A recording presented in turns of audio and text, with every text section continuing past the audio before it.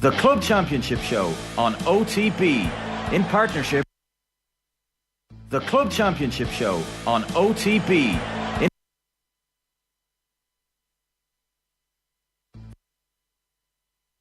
The Club Championship Show on OTB in partnership with AIB, proud sponsors of the Football, Hurling and Camogie All-Ireland Club Championships.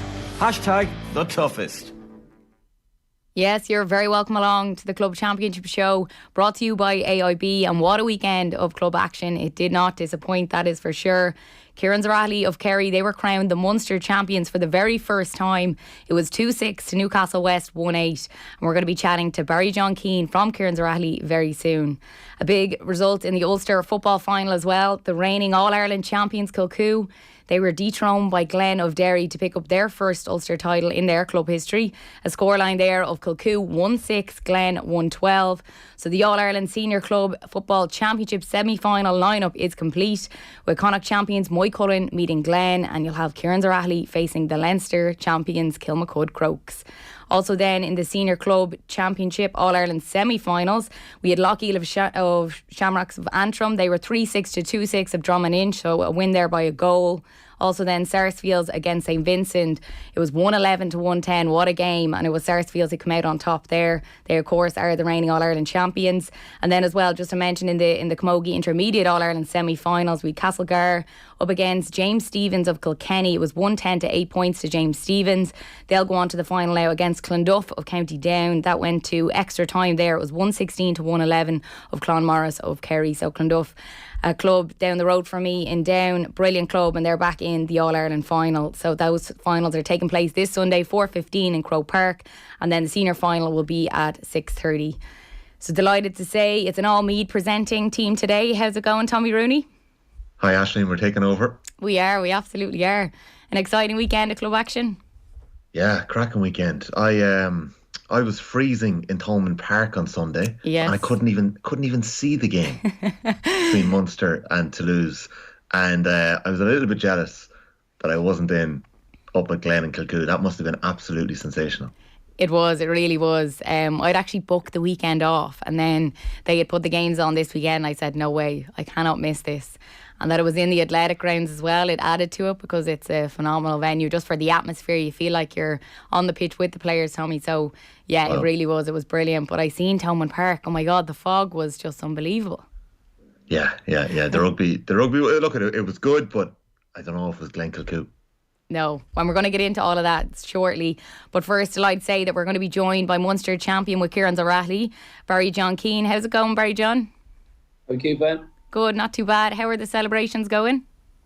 Quite and done, I hope. Go on, fill us in. What was it like? It was good now, to be fair. It was 2 or 3 long nights at it, but I'm getting too old now for the late ones. The younger fellas kept the show on the road. Did I see that you were celebrating with Fossa as well, who had won the junior championship? Yeah, I ended up actually going out. They thought I was calling out to the 2 boys, but I was actually calling out to their father. But he had a few too many, so I ended up with the 2 boys. So we did a whole circle of it. Very good. So this is the Cliffords you're talking about? Yeah, so I just called out. I've been due to call out to the father. I'd be close with the father, and with games going on through Kerry and through Dinn club back to club. We just haven't got a chance, so we said we'll get it out of the way before Christmas. And no, we had a good night. It was a great night out there now, to be fair. And what does their dad think of all this? Like, obviously David and Paddy have had such a year this year. It's been unbelievable, their achievements, and obviously now to go on with Fossa, I'm sure, is extra special. Yeah, it's hard to kind of explain. Like, he just takes it in his stride. He's like just one of the boys, if that makes sense. He's like just an older brother. Takes it proud, but just treats everyone else the same. Like, it's just like they're just part of the panel as well. It's just mad to see. It's cool to see from the outside in. Yeah, it's brilliant. And even just some of the games, like you see the amount of kids that are running onto the pitch afterwards just to run up and get autographs. And you know, this is junior football, so I suppose we don't really see this at junior level, but it's weird to see some of the greatest players ever playing junior football. Yeah, I suppose the 2 boys can't probably control that, but they're controlling it in a way that, it's like you said, it's never done before. But like, even if you go into the clubhouse last day, it was very, very busy, and the 2 boys were just like anyone else. They weren't treated better or worse. But when they leave the clubhouse, then as you say, in other games and probably downtown, they're going to be plagued. Like, so I say it's nice for them just to go back to their own club and that they're comfortable and can get a few hours away after themselves. Oh, I'd say definitely get a bit of rest. And it's a first ever Munster title for Kerins O'Rahilly, so a massive achievement for the club. Yeah, probably for the older fellas more relief than anything else, because we were there in 2009 and we were probably young. I was only gone 19. Tommy was away. Tommy signed the contract, so he couldn't get back with the Sydney Swans.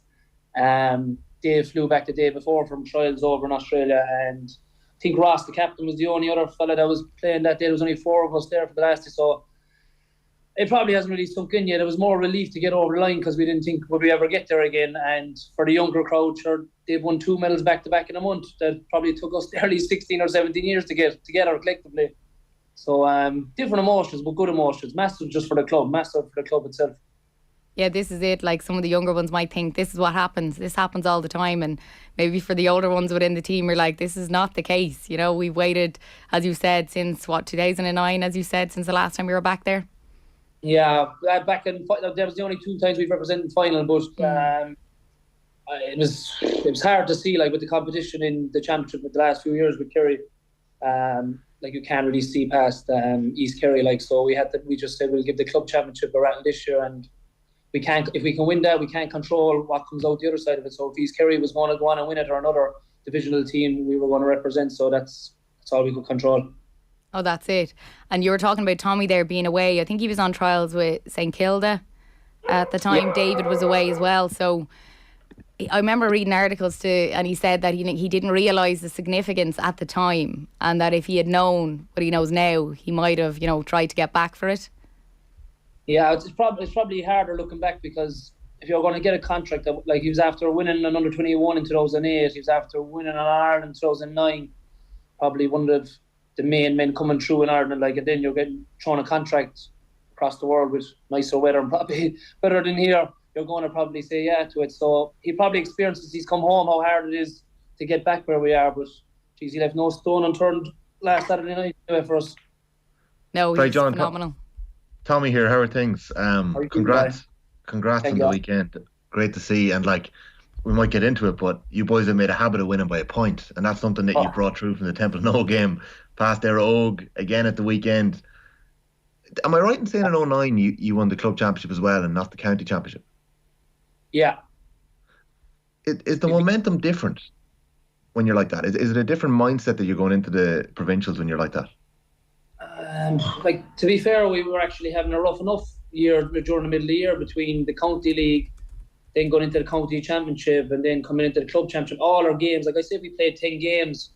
We might have actually only won 1 game, drew maybe one after extra time, and then the rest, like you said, have been 1 pointer. So it's been very frustrating. Fellas been in and out, injured. So I don't know. Like you said, I prefer to nearly be 3 points down now at this stage with 15 minutes to go, and we can go back rather than trying to hold on, if that makes sense. It's interesting, Ashton. You've watched a lot of Kilcoo over the last couple of years, and up until the weekend, they've made a habit, even in down, of scraping over the line by a point, no matter what. So it's a good habit to have, Barry John. It is, yeah, but every bit of luck runs out at some stage. We prefer to actually put in a performance. Because last 3 games, to be honest, we've probably been favourites, and I don't know, I'm not saying the favourites tag doesn't suit us, but we probably haven't expressed ourselves the way we wanted, and then going down the stretch, you're just kind of holding on for dear life then, and that's not a comfortable way to be either. You scored a goal at the weekend. Are you enjoying your football? Yeah. She's look, anytime you're still playing this time of year, but I'm not enjoying the football aspects of what kind of I prefer if it was me or doing, to be honest. But look, we're there. Anyone else would bite your hand off to be in this position, but it's different football. Look, the ground's heavy. The competition is kind of, I don't know, the level. It's very hard to explain the way the football's gone. It's not free flowing. It's a lot of stop and start. So you probably just have to play it as you see it. You're being modest about the goal. Talk us through it. Tommy went up for a high ball. He panned it off. He gave you a fist pass and it went straight in the back of the net. As I say now, it was like a 1970 kick just through the laces. Keep the head down and hopefully go straight ahead. And you're just talking about results there, like the Munster semi-final against Éire Óg Venice. You were down to 14 men, if I remember correctly. That was a point again that day. So you're well used to grinding out the results.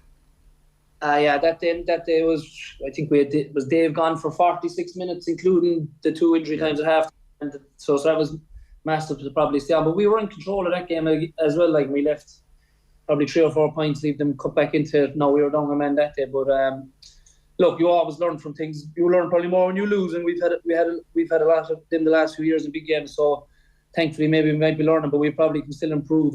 Seeing games out a bit easier anyway. Absolutely. Barry John, you might sit back a small bit from the camera so we can see a little bit. Good stuff.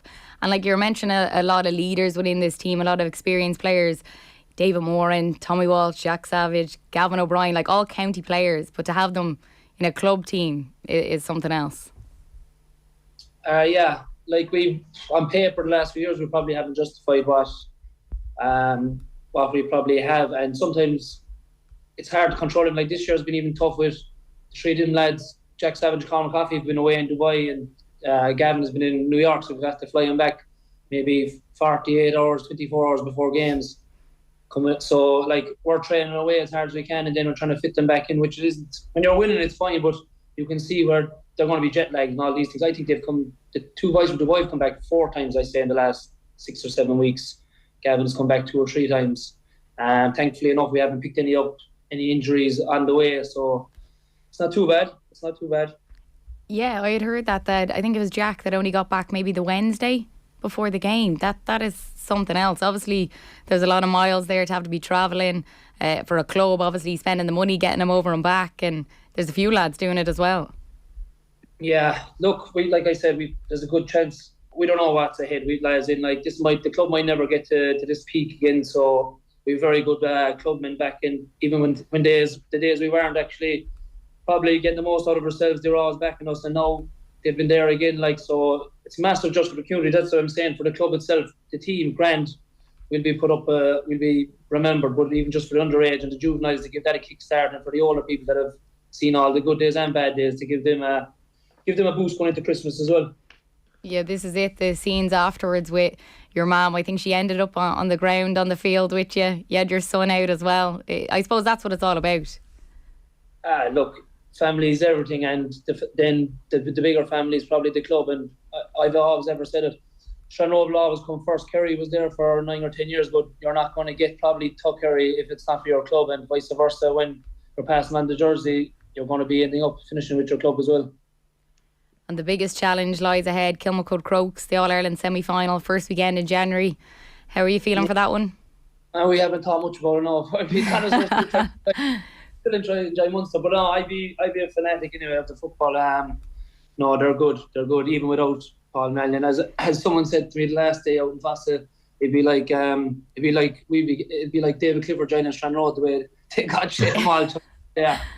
But no, he's been massive for them. He's really stood up, and he is unbelievable. But he's really stood up in his first year. When I suppose Paul, they're probably their best forward to take over. I'm hoping he's not going to be fit in January. But no, look, it's a good test for us as well as a club. We don't think we performed to what we want to, but we've seen how well set up Kilmacud are. They're carrying. They have 2 or 3 subs there that have been in the Dublin squad over the years. Like, they're a massive impact to be any club team. Like, yeah. What's the Christmas going to be like, Barry John? I know you say you haven't thought about it yet, but surely there's going to be a bit of a restricted schedule, no? Yeah. I suppose you know yourself. No, if you cut it and say lads no drink, that's not going to happen. Yeah. So you probably just play ball maybe a bit. Try to train on Friday. Saturday evening maybe, and then you have your few pints Saturday night as a team, and then get back together or try to do something collectively on the Sunday or something. I don't know. Over Christmas week, yeah. We'll probably start that. Yeah, it's such a tight turnaround, but that's the thing as well. Like you got this momentum of coming through the Kerry Club Championship and these 1-point wins. The buzz is there. I'm sure the lads might come home for Christmas, so they won't have to be flown back and forth a couple of times. So that'll make a big difference. Yeah, I say Jack is staying around. I'm not sure about Cormac. Does he have to finish? I say he's probably off as well, but Gavin has to go back. He only started the job in New York, so he was kind of giving out. I won't make it home. The flights are too dear, but I'm going to go to Mexico in 2 weeks. I was looking at it, I was like, brilliant. No bother. Need a bit of sun. Need a bit of time off. Oh, you're dead right, absolutely. And where would you say, Barry John, that this rates in your achievements? Like, obviously you've played with Kerry and the like, so where does this rate in your achievements within football? It's probably up there. It's very close probably to 2014, but looking back, it probably could just pip it by a little bit, because of course, as close as I am with the gang that I won the All-Ireland with, there was a shot of us that were played all the way up from 16s to minors to 21. But at the end of the day, like, I can remember back to being 5 and 6 with half of these fellas. There's about 10 of them players that I trained under 10s all the way to minor, and now I'm playing with them at senior. Like, so it's a hard bond to break and to beat that, really, like, to be honest. Yeah, nice for your son to be seeing all this too. It's kind of, that was more emotion than anything else. So like, he was only probably 1 or 2 when I finished up with Kerry, so I wouldn't really be showing him or telling him anything as much as he's into the football. But I was getting some stick the last few months of coming home like, we lost again. Do you ever win that? 5 years of age, he's like, are we going to win any cup? And then we won the club championship, which was a big one. And like that, even for the kids themselves, they know what's happening. No, it's scary how quick they can turn on things and see what's happening. So the last day was I just knew I had to win one more or less for him, because he was at the age to understand that if you do put in the hard work, because I'd be practicing him the weekends and he's looking at me like, why am I practicing? And you're always losing. It's not working. I didn't have an answer for him, because I was like, I usually have to keep going, it might come someday. And then I was kind of like, this is not coming for me at all. I'm going to have to make something up for him here. But no, thankfully, no, he kind of understands that the old hard work does pay off. Oh, it absolutely does. Well, Barry John Keane, thanks so much for joining us. Enjoy Mexico. Thank you. Best of luck, Barry John. Brilliant. Yeah, Tommy, something else. A great display as well. We didn't chat too much about the game, but it was a great display by Kerins. Oh yeah, they just held off Newcastle West. Newcastle West kicked the 3 last scores in the game. Obviously the 2 goals from Kerins O'Rahilly got them over the line. And again, as Barry John had said, they've made a habit of winning these games, these tight games. So sometimes a team just gets into the groove and they're just very hard bet. And I know Éire Óg will be kicking themselves from Ennis. They had chances, they had an extra man, they had chances laid on to maybe edge themselves over the line. Newcastle West, they had beaten Clonmel Commercials. They had, the last time they were in the Munster semi-final, Clonmel bet them and then went on and bet Nemo. So they would have certainly, in Newcastle West, been eyeing up a win there with the likes of Ian Corbett and Cian Sheehan and Mike McMahon, who got the goal. They would have been backing themselves to do damage the weekend. So they got over the line. They're in the All-Ireland semi-final, and anything can happen from here, which is genuinely the case. But you're going to have to look at Kilmacud Crokes and the manner in which they've consistently got back to where they're at, and the talent that they've added in Shane Walsh. And it's hard to know whether Paul Mannion will be back. I think there was talk a couple of months ago that he'd have a chance to be back for January, but again, it's very hard to know. I think he's been very unlucky over the last couple of years when they've got this far, that he's just had injuries that have curtailed him a little bit. So, well, not a little bit, quite a bit this year. So it remains to be seen where that is. But like Kerins O'Rahilly, with the 3 boys are bringing home, Jack Savage, Cormac Coffey and Gavin O'Brien, they're so important for them. They're so important. And they're that kind of younger core, maybe 25, 26, 27. And then you've got the older crew of Barry John Keane, David Moore and Tommy Walsh, who, like, what 3 brilliant footballers to have. Unbelievable to have that in your club side. Massive. So, they're going to be, it's going to be a cracking semi-final. Both semi-finals are going to be brilliant. Absolutely brilliant altogether. And like, you're just the star-studded team that Kieran O'Reillys have. But as you said, Kilmacud, Paul Mannion was getting on the bus after the Leinster final, and a few of the journalists were sort of just hanging around there, trying to catch a player. And they just shouted over to him to see, like, well, how are you now? Are you nearly there? And he sort of just nodded, said getting there. So yeah, I think you can't read too much into that now, but I think he's probably aiming to get back when it matters most. So I'd say now the semi-final we could see him back in action. But yeah, Shane Walsh stepping up. I think he scored 9 points the last day. He can't get those 10 points he was telling me all about at Croke Park. But no, he's been absolutely exceptional for them.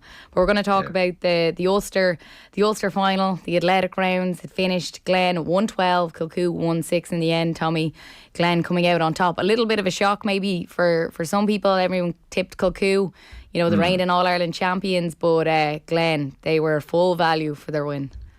I think, and I don't know who you had backed, and you've a very good record over the years in this show of backing the winners, but I think a lot of people would have given Glen a good chance going into this game. I certainly would have, given how the Ulster semi-final went last year, how impressive Glen have been coming through Derry over the last couple of years. They're a quality outfit, and they absolutely proved it at the weekend. And now, in saying that, it's like, what was it, 1-6 to 1-12? Yeah. And the goal came late on, the 1-1, 1-2 came late on. Kilcoo very easily could have edged over the line again. Paul Devlin's penalty before half-time. Poor PD, that's going to haunt him. But that could have been a different game going in. That was just before half-time. Just before half-time. And like, in fair, like, I felt sorry for him. He'd been black carded before that. I don't know what he did, but he was only back in the field a couple of minutes. So that has to kind of affect you a little bit when you're taking a penalty. Yeah. And, you know, even in the second half, Conor Glass obviously makes him a huge block that leads to a point. The keeper made a big save. Like, Kilcoo very easily could have done what they've done so much over the last couple of years and just got over the line, but they haven't.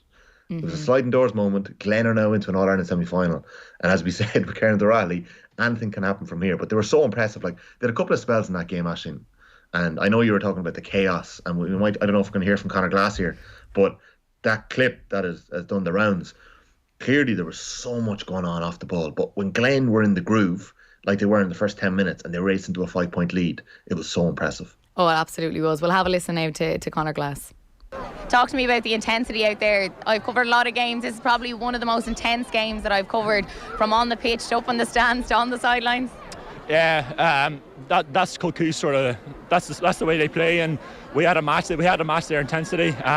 Like, they've been to 3 Ulster finals. They're All-Ireland champions last year, so that's a testament to those boys to come back year on year and stick at it. All those articles this week about the Brannigans talking about, like, this is what they do, and they're so focused, and you can see why they've reached this pinnacle. But I guess we had that age, we had that heartbreak from last year, and that's what got us over the line today. Yeah, very intense game, but a lot of respect out there, because you do respect what Kilcoo have done for the game and for Ulster football. There was a lot of respect, but there's some respect that I don't have for some of the players. Like, but that's just the way football is. Like, I'm not going to say like what stays in the pitch, like, but it is what it is. What are you talking about? Maybe the midfield battle? That was one battle in particular that was a very tough one. I'll say nothing about it. All right, it's like there's some sportsmanship you you can get on with, but then there's some, I guess, stuff you can't just forget. Like, so it is what it is.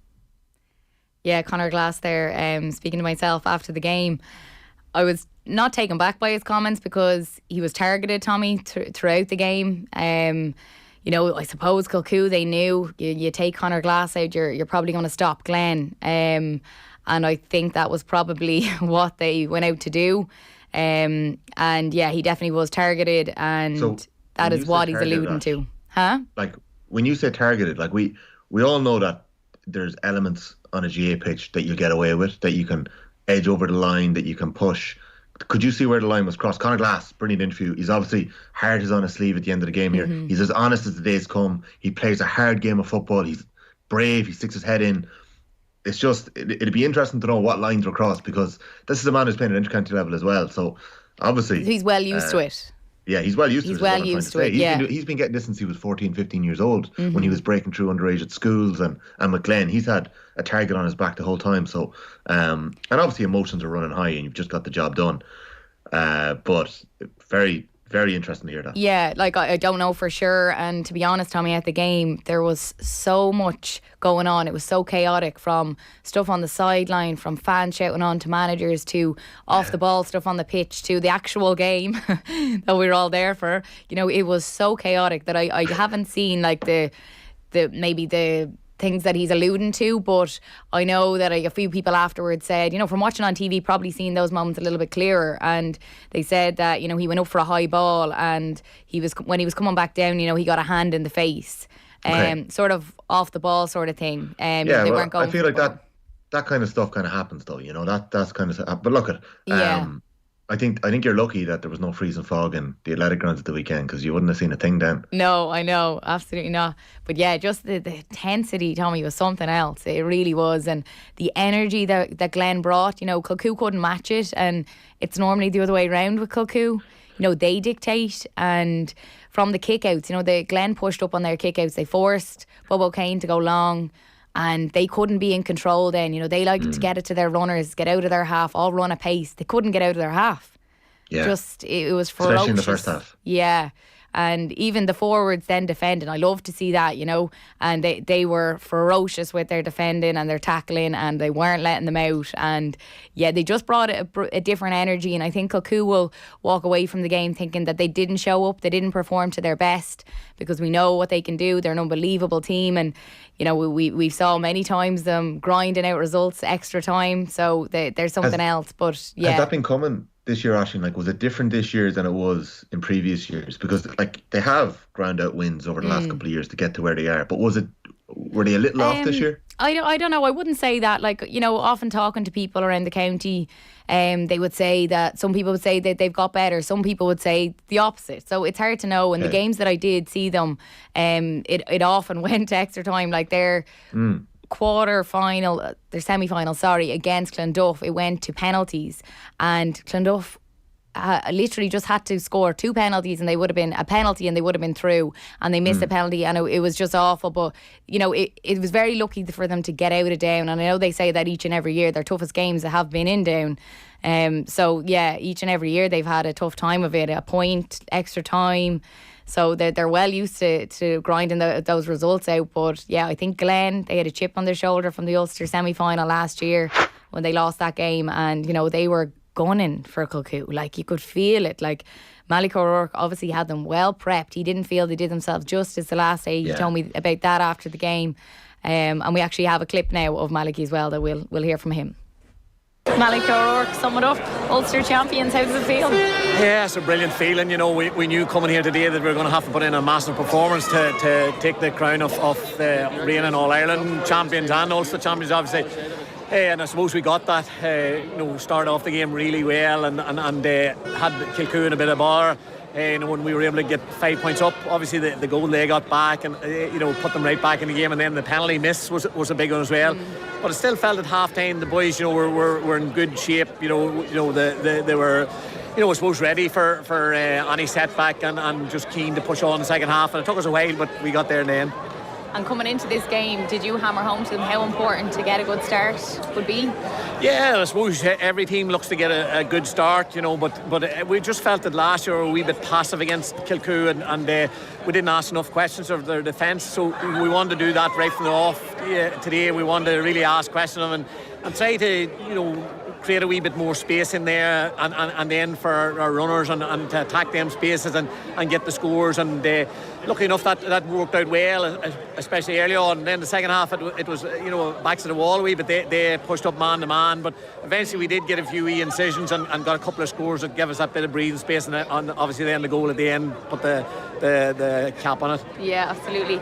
And pushing up on their kick out, forcing them to go long, that was probably a key thing within the game, especially in that first half. Yeah, it was. We did it. Kilcoo were very good on the ball, and we wanted to make sure that they had the fight to get it, and then put a bit of pressure on them as well, and then try to be solid defensively. If you didn't get the ball up there, try to be solid defensively. I thought they caught us a couple of times. They're very pacey and there's good movement up there, and they caught us obviously for the goal and even the penalty as well. But overall, our defence was good. The boys showed tremendous hunger right from the start, all around the field, and got a couple of great blocks there towards the end of the game. And it was lucky enough to see us through.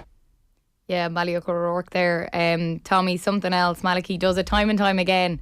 I was just saying to Shane earlier, I've worked on my games, and he's such a gentleman, lovely man, really interesting to listen to. But what must he be like when he's in that dressing room and on the training pitch? There's obviously a different side that I haven't seen to him, I suppose.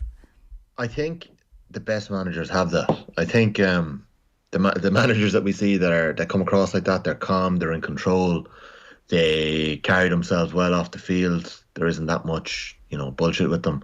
I think they can switch it on in the dressing room, and I think players respect that. There's a normalness, nearly a level-headedness off the pitch, but when they have to ramp it up, when they've got to switch it on, when there's a crunch moment, there's a message to get across, they can change, they can go up that gear, go up that level. So yeah, Shane obviously thinks Malik O'Rourke is a god. Yeah. But the rest of the country obviously really respect him too. Like what he's done in Fermanagh and Monaghan at club level, so impressive. And the journey that he's on McLean over the last couple of years, and the one he's on right now, wherever that goes, has been incredibly successful. Do you think they can go the whole way? I thought you were going to ask me, was he one of the top 5 managers of all time? But thankfully, you're not getting into that conversation. Do I think they can go the whole way? Absolutely. Genuinely, any of the teams left can go the whole way. I think Mike Cullen is going to be a very different test for them. I think Mike Cullen under Don Connellan have been very impressive in any of the games that I've seen them in.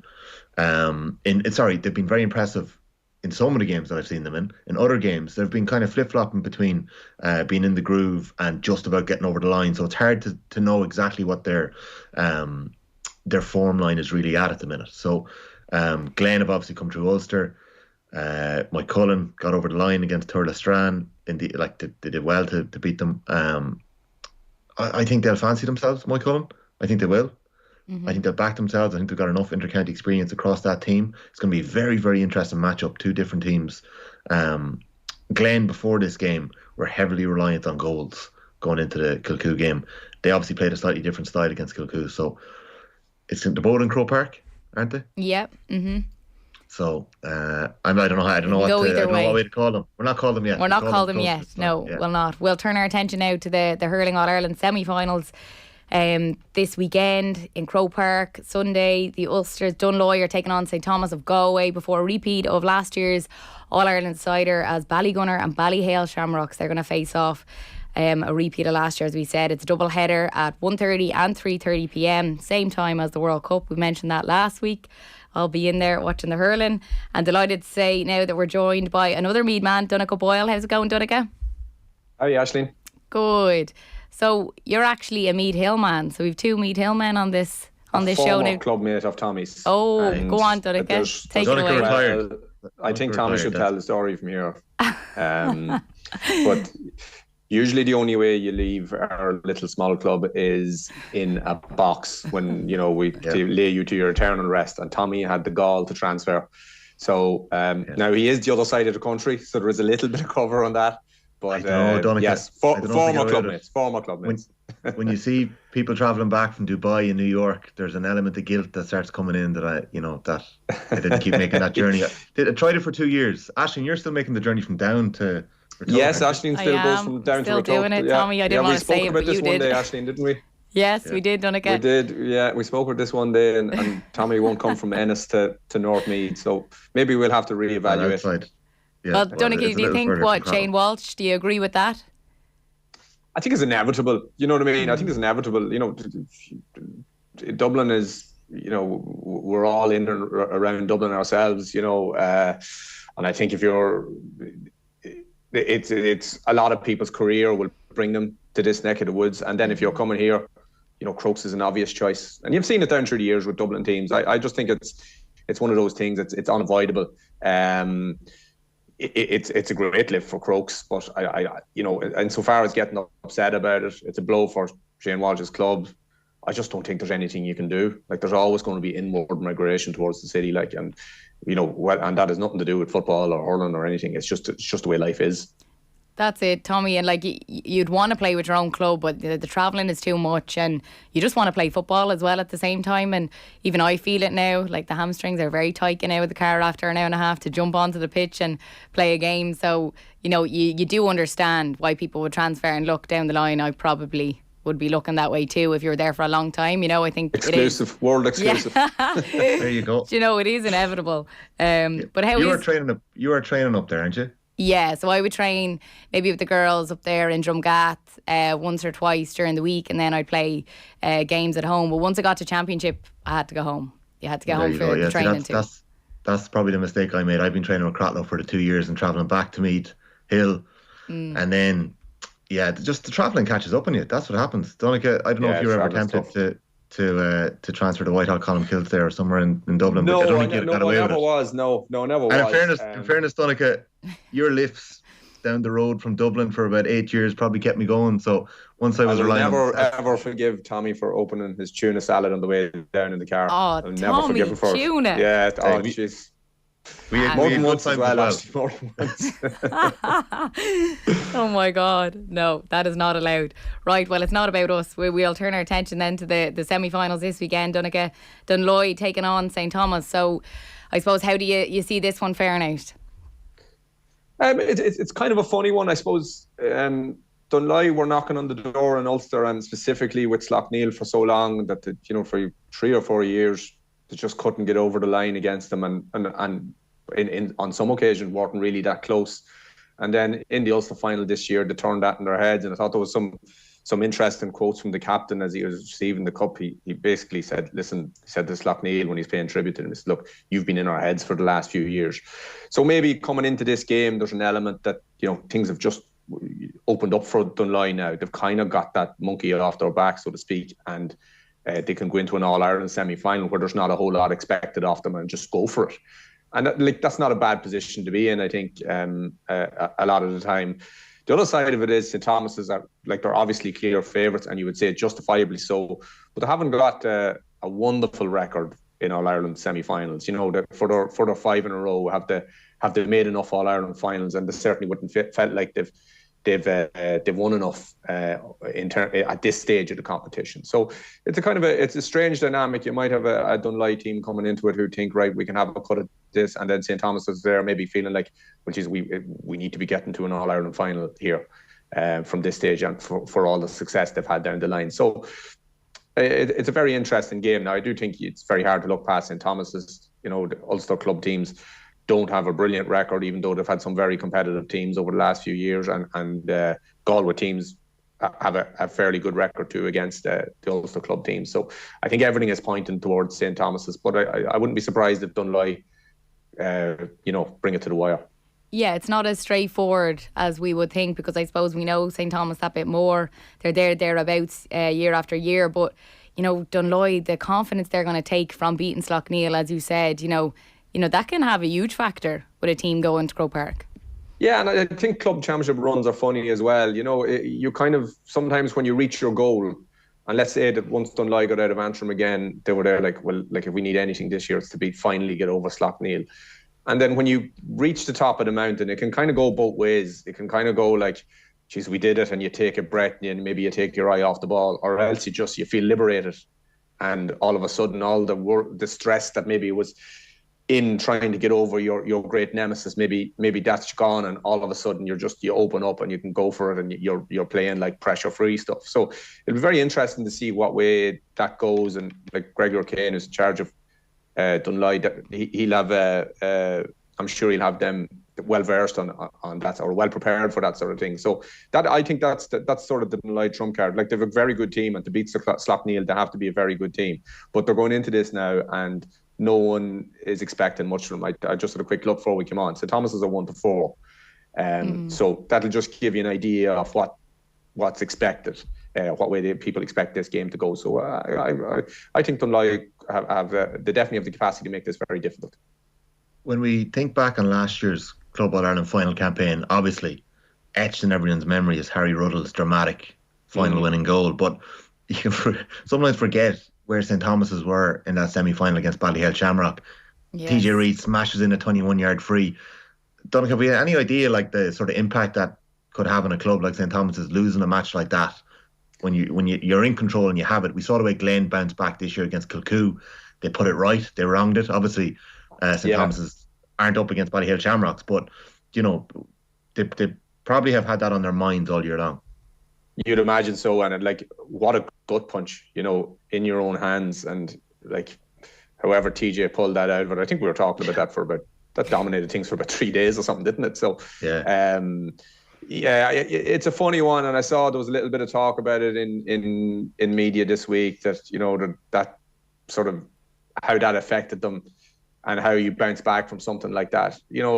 I'm sure it's something they'll have dealt with or talked about down through the season, but they're very experienced. I said the record isn't wonderful at this stage, but St. Thomas is a very experienced, and to win Galway, which is ultra competitive, to win it as often as they have, do the 5 in a row, that's speaks to a team of character and grit and determination, and so there'll be nothing new in this to them. But I think they'll be all right. If I think that piece in itself, I don't think that will derail them.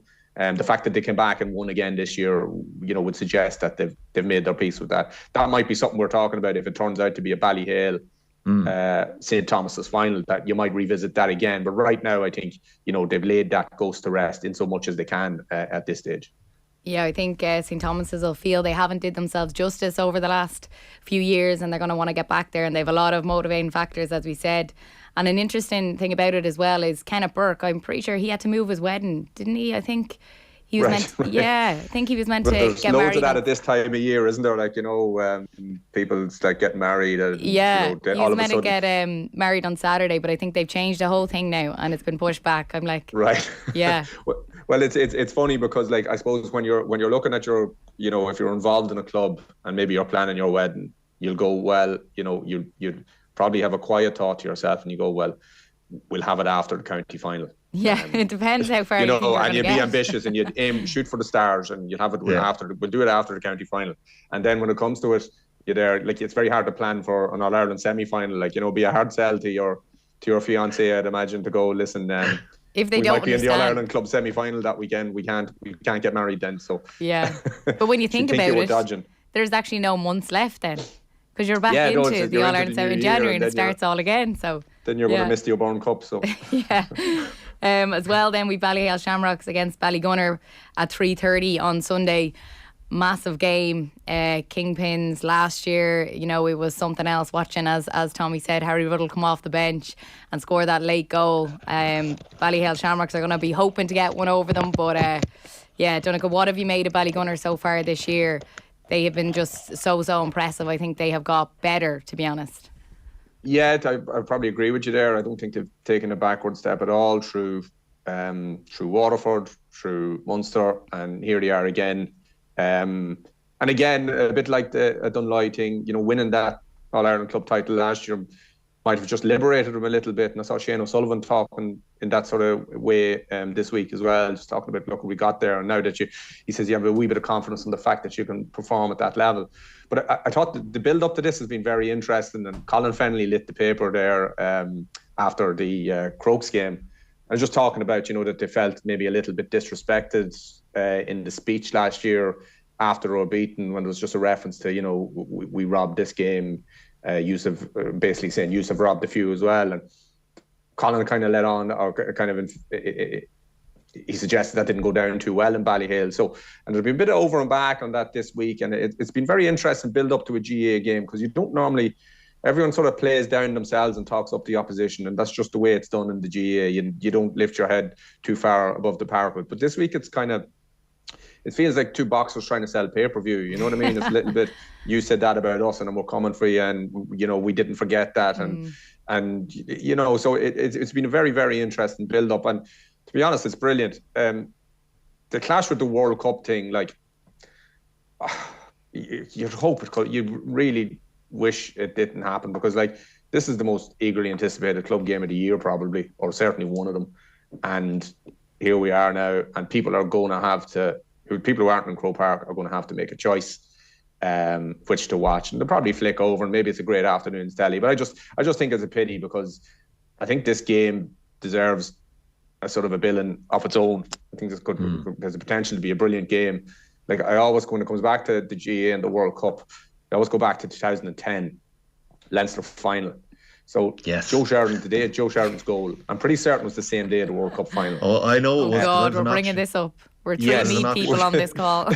No, but I'm just talking about the GA's capacity to sort of, always find itself at the top of the agenda. Yeah. And so, like, I wouldn't be surprised, like, the potential for an epic is there already. And I wouldn't be surprised, if, and with all this sort of talk that's going on beforehand, wouldn't be surprised if this turns into a classic, like. Yeah. So, it is a pity, but it is a pity. Probably unavoidable with the way we're trying to squeeze everything in the calendar. Maybe there was very little that could be done, but it is a pity.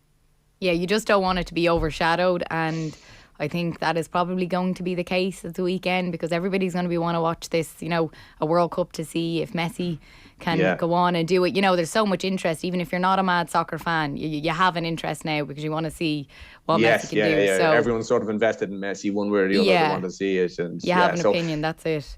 So. So it's a pity, but look, as I say, I think it could be a brilliant game. Like how Ballyhale react to last year, like that Harry Ruddle goal that you mentioned, Tommy. Like, I know where I was. It was one of those ones. I know exactly where I was. I was covering Dublin and Antrim the same day, and I was working in the clubhouse up there. filing a match report, and then the place just went berserk because it was on the big screen. And you know, it was one of those things that it was real Roy the Rover stuff, I suppose. And you see again this year, he's been coming off the bench and making an impact. You might have expected him to sort of push on, but that's probably testament to Ballyhale or to Ballygunner, sorry, that they keep finding another one. And this year, I think that they have they found one more. Yes. Patrick Fitzgerald. I'm just looking at it. I'm down for 3-9 in the Munster games, 2 man of the match. So they've just. You always want to see a team sort of like evolve and develop and regenerate a little bit, and I think that's a very positive sign for Ballygunner that they have the one in Ireland club title, and then they have this ready-made, seemingly brilliant form. Another cousin that's come into the good team. breeding. Another cousin, yeah, and that gene, that spectacular gene pool they have down there as well. So I think that's a very good sign for Ballygunner that they have had an Ireland winning team and added to it. Big time, because they've won the junior. I think they contested the junior B. They won the intermediate. They've won the senior, and I think Harry Ruddle, he played in the intermediate championship. Yes, he got an intermediate medal this year. Yeah. So they're obviously making sure he gets as much hurling as possible, and then he comes into the senior setup to come off the bench, because I know he's coming off the bench again this year, which seems mad after coming off the bench last year and doing what he done, but. Yeah, it's an interesting one, so we'll keep our eyes peeled for that at 3:30 on Sunday. And also another interesting one is Castletown. You would know Castletown quite well in the junior championship. They're a Meath team. They're going to be coming up against Fossa of Kerry, which is obviously the Clifford brothers. Mm-hmm. So yeah, there's a very interesting one here. There's probably people from Castletown that are thinking, you know, they're coming up against the greats of the game, really. Yeah, not too far from us, from where me and Tommy are from. Yeah, it's a Meath club football. It's kind of funny. It can be quite condensed. So it's only Castletown actually beat us in the intermediate quarter final. When was that, Tommy? 2019. 4 years ago. 4 years ago, yeah. 2019, yeah. Or was it 3? Yeah. Anyway, it was quite. So during an intermediate semi-finals recently, I think it was 2019. So during intermediate semi-finals recently is 2019. But because the club scene in Meath is so condensed that junior and intermediate football in particular, there's not much between, say, the top end, the junior, and the middle of, say, the intermediate grade. Very little in it. So Castletown were a decent, good intermediate team a few years ago, and now they were back playing junior football this year. So they're probably they are sort of, what I'm saying is, they're a very experienced and capable side for the junior grade. The other side of it is, of course, and we spoke of this before, but there's 8 senior clubs in Kerry. I think there 16 intermediate clubs, and then it's Fossa. Then if you were just ranking them up straight up, and Kerry clubs have won, I think, 10 All-Ireland Junior club titles. Next on the list, I think, is Galway with 2. So that'll show you how dominant Kerry teams are at this grade. Because of the makeup of the championship, certainly contributes to it. But in this particular instance, Galway in the All-Ireland final struggled with David and Paudie Clifford. So Castletown are going to have to come up with something fairly spectacular as well. I just wonder what Aidan Young is going to do. Is it going to be one of the Guineas dropping back? Is it going to be one of the Highs doubling up? It's hard to know. It's very hard. It's very hard to know. I suppose you have to make special allowances, of course, and at the same time, you don't want to overcomplicate the thing either. You have momentum. You're after winning your county title. You're after winning your provincial title. So what you've done so far has served you very well. So it's a very tricky one for Castle, for any club coming up against the Cliffords and Fossa. It's an extraordinary thing. But Castletown has some good footballers. They're very effective. Kevin Ross has scored a goal there that made him sort of YouTube famous there for a while. The lob, I think it was against the Wicklow champions. So they're a good team. They're a very good team. But I think history just keeps saying that the Kerry teams generally win this grade. So I think that's the way you're looking. Probably, although that mightn't make me too popular around home. There'll be a lot of Meath people, I think, fascinated by this. So we'll be all keeping our eyes. Yeah, I think it's one of those things. People get behind it. I think certainly in our neck of the woods, there was that regional championship in Meath, and people were sort of interested in that, and now. Castletown gone on a bit of a run, and I think when they're gone outside your own thing and you're no longer involved, your own club is no longer involved, you're very much behind them. So this is it. You'd be wishing them the best of luck. Oh, absolutely. Well, Donnchadh, thanks so much for joining us. Thanks, Aisling. Thanks, Tommy. Thank you. Enjoy the Donnchadh. games. Cheers, man. And thanks to Tommy as well. I'm going to go through some of the fixtures for this weekend. So in the intermediate Camogie All-Ireland finals that are happening this weekend, we've Clonduff of Down taking on James Stevens of Kilkenny. That's at 4:15 in Croke Park. And then in the senior final, we have Lochiel Shamrocks of Antrim taking on Sarsfields of Galway at 6:30. And then as well on Sunday, we have St Thomas of Galway taking on Dunloy of Antrim at 1:30. That is in the All-Ireland Senior Club Championship semi-finals. And then Ballyhale Shamrocks taking on Ballygunner at 3:30. So massive games there to keep your eyes peeled for. Tommy Rooney, thanks so much for joining me, and we'll see you again next week. And as always, the Club Championship Show here on OTB is brought to you by AIB. The Club Championship Show on OTB in partnership with AIB. Proud sponsors of the Football, Hurling and Camogie All-Ireland Club Championships. #the toughest.